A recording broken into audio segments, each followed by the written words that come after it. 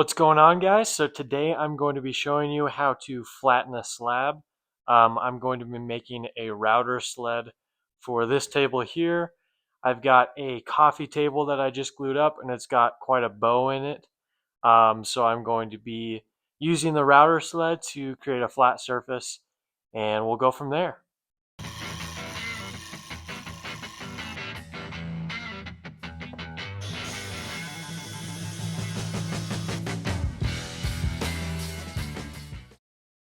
So here is the slab that I need to flatten. It is all white oak quarter sawn.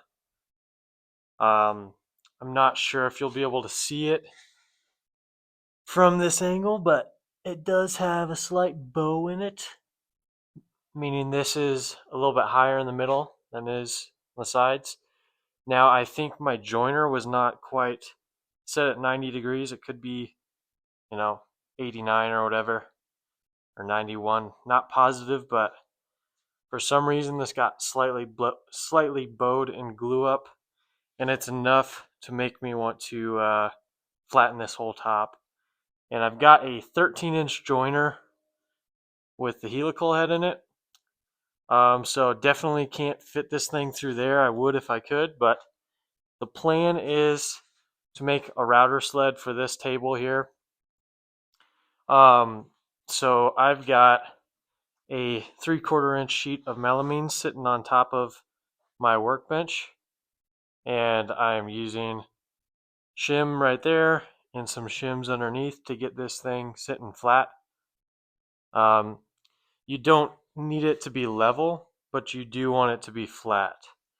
So I'm using this level here to just go around and check for gaps and stuff like that. And I've got it sitting really level now. So yeah, we'll go from here. So this is the router that I'm going to be using. It's a Bosch router. I use a ton of the Milwaukee trim routers, but when I need to do something bigger like this, I always pull this guy out.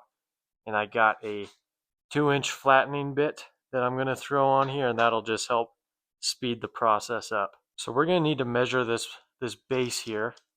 At the largest point, we're looking at about 6 and just under 3/4, just over 5/8. So I'm going to build my sled with a maybe a 6 3/4 tolerance. That way this thing has a little bit of wiggle room side to side. Doesn't need to be super snug because you want it to be able to slide real well. So yeah, let's get this sled built. So I got the top part of the sled built. So like I said, I've got 6 3/4 inches of room inside here, just enough so that this thing can wiggle around.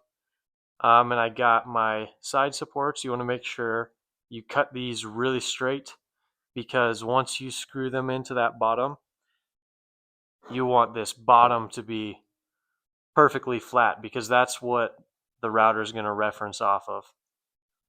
So I just cut a bunch of pocket screwed this strip in here.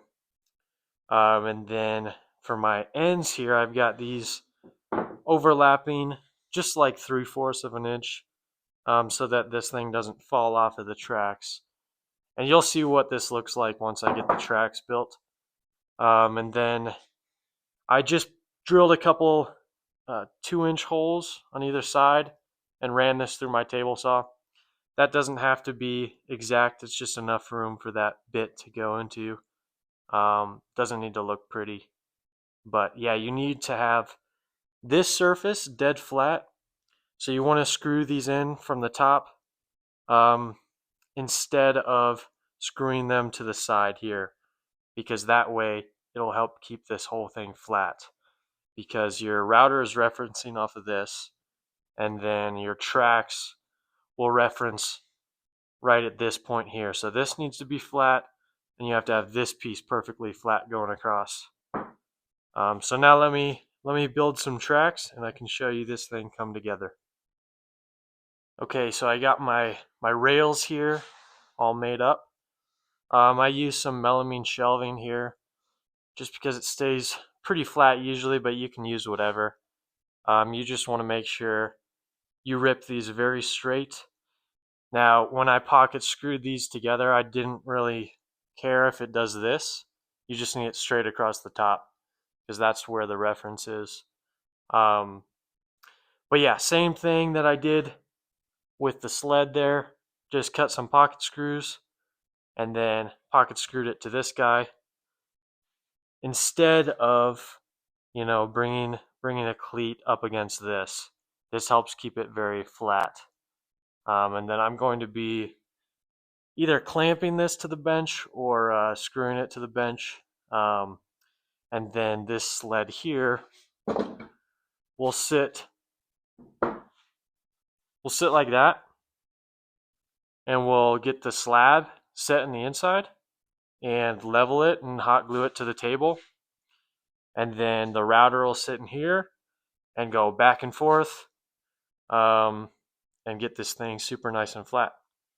So yeah, you just need to make sure that your planes are perfect.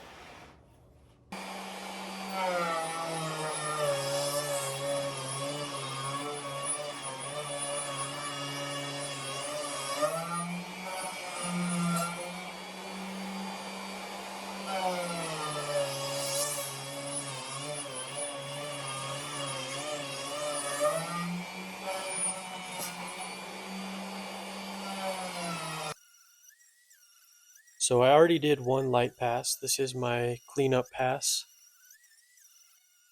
It's a bit time consuming, but with that 2-inch bit, it goes a lot faster.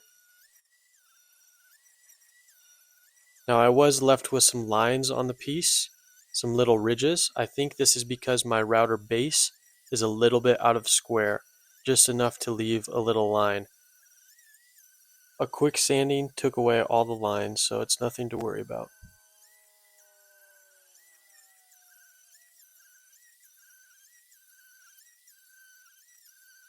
This method worked very well. Here's the finished tabletop. Please let me know what you guys think, and like and subscribe. Thank you guys.